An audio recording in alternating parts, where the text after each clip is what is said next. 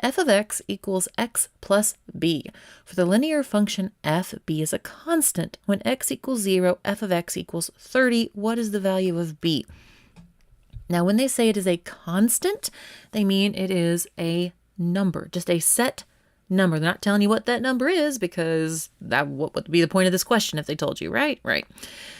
They're not, all they are telling you is it is not a variable. X is the variable. X can vary, it can change, but b does not change, it is constant. So I have this function, and when I have a function f of x, sometimes you'll see g of x, h of x.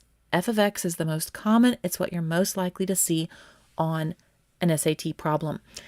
If I have a function, it is telling me that I will put in a number, x, into whatever equation is over here, then I'll boop, boop, boop, boop, boop, do my math, and I will get a value, and I will call that value f of x. So, for example, if I said x plus 3, and then I say, what is f of 2? It's saying, if x is 2, everywhere there's an x on the right side of this equation, I need to replace that x with a 2 and then do that math. So if I did that here, I replace that x with a 2, then I add 2 plus 3, and I get 5. So f of 2 would be 5. This process is called evaluating a function, and that's what they're asking you to do here, is to evaluate this function, and then to figure out what b is. It's a combo. So I have my original function, f of x equals x plus a number. It is a set number, but we don't know what it is yet. It is b. Calling it that for now.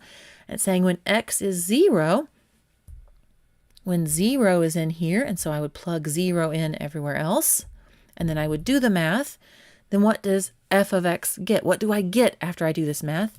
It says I would get 30. So what is the value of b? So if we plug all these numbers in, when x was 0, b got added to it, I did that math, and then I got 30. So this equation represents what happened. 30 equals 0 plus b. Now, any number plus 0 is just that number.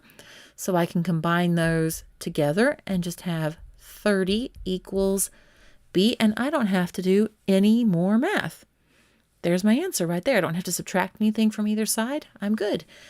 B is equal to 30, and up here, that is D. My answer is 30.